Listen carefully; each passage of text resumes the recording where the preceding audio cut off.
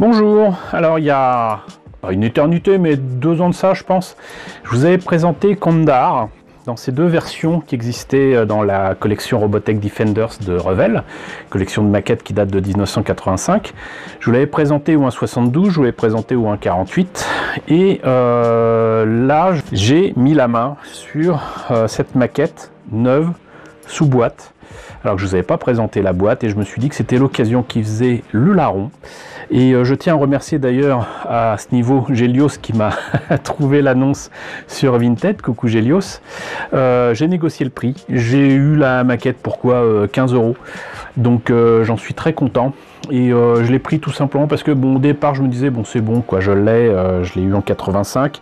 Mais en remettant la main dessus, puisque je vous l'ai présenté par rapport à la taille de Talos il n'y a pas très longtemps, je me suis dit ça serait quand même cool si je trouvais le moyen de le refaire, de le remettre correctement. Et là ça sera l'occasion parce que là c'est neuf sous boîte et surtout ça me permet de vous montrer et la jolie boîte et son contenu. Donc pour rappel, Kondar c'est pas son vrai nom. En fait son vrai nom c'est Bushman et Bushman existe donc dans les vieilles maquettes japonaises au 1.48 ou 1.72 mais aussi au 1.144.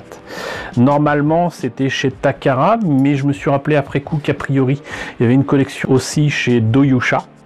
Voilà, ça je vous présenterai ça très bientôt avec le Soltic que je vous ai déjà présenté avec l'Armored Combat Team. Donc ce fameux Kondar alias Bushman, on l'a eu donc au 1.48 ou 1.72 dans la collection Robotech Defenders. La série originale japonaise c'est Dougram. Dougram en fait c'est une série qui a débuté en 1981 et qui s'est finie en 1983, donc on peut dire éventuellement que les kits datent de 82, 83, c'est pas une erreur. Et par contre, la collection Robotech Defenders date très clairement de 84-85. C'était sorti chez Revell en France avec aussi des maquettes de Diaclone. Voilà. Et comme vous le voyez ici, Revell était associé à l'époque à CJ qui avait sorti justement les jouets Diaclone en France bien avant qu'on ait les Transformers. Vous observerez que c'est un modèle monté et peint qui est présenté donc sur la cover, donc sur la boîte. Moi j'aime beaucoup cette image, pas seulement parce qu'elle me rappelle énormément de souvenirs, mais parce que je la trouve vraiment très très bien foutue. C'est pas un diorama de maquette classique on va dire, mais on a quand même là une épave très clairement reprise d'un morceau de maquette de Dougram. Ça doit être d'ailleurs justement le Soltic, en tout cas le buste. Vous avez du sable au pied du mecha, très clairement du sable beaucoup trop gros, mais c'est pas grave parce que franchement le choix des couleurs, le camouflage utilisé sur le mecha, tout participe quand même à rendre tout cela franchement vachement cool. Voilà, donc il est précisé ici que ça fait 19 cm de haut, donc 1.48. Ici on a une petite publicité pour Zoltec que je vous ai présenté donc normalement en vidéo je crois, je ne suis pas sûr mais c'est certainement le cas. La boîte était un petit peu abîmée, c'est certainement pour ça aussi que j'ai pu avoir un bon prix. Là vous avez les photos du modèle monté et peint, on voit qu'il y a une figurine à l'intérieur, un pilote, donc il n'y a pas de revélite. Coucou Christophe. Et non seulement il n'y a pas de revélite, mais en plus il y a 2 figurines, c'est-à-dire que vous avez le pilote ici et un personnage debout. Voilà. Et là vous avez la liste des couleurs qu'on peut utiliser pour monter, mais surtout peindre cette maquette. Voilà, il n'y a rien d'autre. A priori, c'est la même chose, donc on va pouvoir regarder à l'intérieur ce que ça donne. Alors voilà l'intérieur de la boîte. D'ailleurs visiblement ça avait pris un coup de flotte ou d'humidité. Malheureusement je connais très bien ce qu'il en est avec ce que j'avais stocké chez ma maman dans mon vieux secrétaire. Les maquettes qui étaient dedans n'ont pas aimé. Là, ce que j'adore aussi, même si je l'ai déjà, on n'en a jamais assez de ces trucs-là, c'est un petit flyer avec les pubs Robotech Defenders, avec, vous le voyez, donc là, tous les mechas disponibles dans cette collection, et encore, je pense qu'il en manque. Il y a vraiment des trucs qu'il faudrait que je vous retrouve, mais je crois que j'ai pas tout présenté. Strike Force n'en fait pas partie, je ne crois pas. Commando, très clairement, je ne voulais pas présenter, mais bon. On verra. Et comme je vous le disais, donc, comme c'est du CJ, et ben, il y a eu du Diaclone. Voilà, et normalement, je vous ai présenté cela.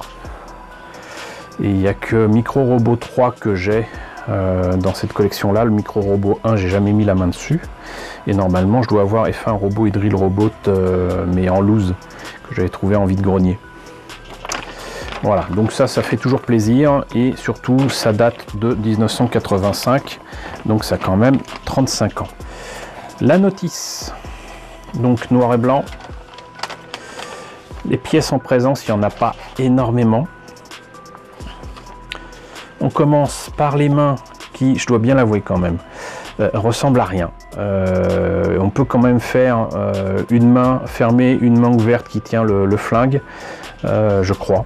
Mais non, en fait, ça doit être l'autre main fermée. Et franchement, ça fera partie très clairement des choses que soit j'améliorerai, soit je changerai. Là, vous avez l'intérieur du bras, donc justement, avec, on va dire, la poignée, avec donc du coup une petite boule. Hein. Et tout ça, en fait, ça va servir d'articulation rien que pour l'avant-bras. Et une fois l'avant-bras terminé, on s'occupe du biceps. Là, on a le pied, ici les cuisses, là donc le reste de la jambe, et tout cela évidemment, maquette à l'ancienne oblige, et ben il faut poncer, il faut coller, il faut s'arranger pour faire oublier les surfaces qui donc sont jointes. Ça a été très bien fait ici, là sur la boîte, mais ça demande quand même un peu de boulot. Maintenant je suis habitué, ça ira très bien, on verra ce que ça donne. Le bouclier qui rappelle un petit peu le Zaku, mais normal, c'est le même Mecha Designer. Là on a donc a priori une partie du bassin qui va lier le buste. Et là, on a l'intérieur du cockpit. Donc, parce que ce qui est bien avec Dougram, c'est que les cockpits sont dans les têtes. Et c'est pas des têtes de robots ou quoi. Vous avez vraiment le personnage dans la tête qui est donc le cockpit, quoi. Et ça, c'est ce qu'il y a au-dessus de la tête. Et d'ailleurs, c'est pas terrible parce que bon, il y a une petite antenne qui est sympa, mais comme c'est en deux pièces, le fait que ce soit lié, ça va rendre les choses un petit peu difficiles. Donc, on termine la tête ici. On a le pilote, le personnage debout. On rajoute, j'allais dire les joues, les joues ici du mecha, mais en fait c'est des espèces de lance-missiles qu'on pourrait trouver éventuellement sur des hélicoptères. On termine le torse, on lui met donc des détails autour du bassin. On fait l'arme et normalement on en a terminé, on n'a plus qu'à s'occuper de faire la peinture avec ce joli camouflage qui rappelle donc le camouflage de tank. Les pièces sont encore sous plastique, c'est juste fantastique. Il y a aussi la planche de décalco. Comme je vous ai déjà présenté la maquette montée et peinte, je vois pas l'intérêt de vous sortir tout ça pour vous montrer les détails, mais vous voyez que donc il y a la verrière en vert fumé, j'allais dire, les détails du bassin, tout y est. Par contre, vous noterez que c'est quand même d'une couleur un peu marron rouge, et ça c'est parce qu'en fait c'est la couleur originale dans le dessin animé. Dans le dessin animé, il est de cette couleur là et un petit peu blanc bleu, et voilà, c'est pour ça que vous avez cette couleur là ici pour certaines pièces comme le tour des joues, le dessous des semelles, les cuisses, l'arme. Il y a certains détails qui sont faits exactement de la même couleur que dans le dessin animé. Et là vous avez donc les personnages bel et bien au 1,48 celui-ci représentant certainement un personnage du dessin animé, mais je ne le connais point. Voilà, donc ça c'est cool, franchement c'est super cool. Merci à Gélios de m'avoir indiqué cette bonne affaire sur Vinted. Je ne l'avais pas vu tout simplement parce que ça n'avait pas été référencé avec le nom Robotech, mais par contre maquette Revell. Voilà, il est tombé dessus, donc c'est cool. Voilà, comme quoi il faut checker et vérifier continuellement. Moi je suis bien content en tout cas de l'avoir neuf sous boîte. Ça me donnera l'occasion de le monter, mais avec mes capacités actuelles, puisque je vous le rappelle, donc cette maquette là, moi je l'ai faite en 1985, j'avais 15 ans, c'était il y a 35 ans, et je pense que je devrais pouvoir faire mieux. Maintenant, le tout, ça sera de voir si je fais ça avec les couleurs du dessin animé japonais, avec les couleurs de Robotech Defenders, comme ici, ou si je le fais à ma sauce. Voilà, c'est pas interdit. Même les illustrations et les petits dessins justement du Mecha Designer original le prouvaient. Il le faisait déjà aussi pour Votoms et même pour Gundam. Rien n'oblige de respecter le code couleur qu'on a dans le dessin animé. On peut le faire comme on le sent. Voilà, donc bah écoutez, j'espère que cette présentation et ce gros retour en arrière vous aura plu, vous aura peut-être même rappelé des souvenirs si vous avez connu cette période-là.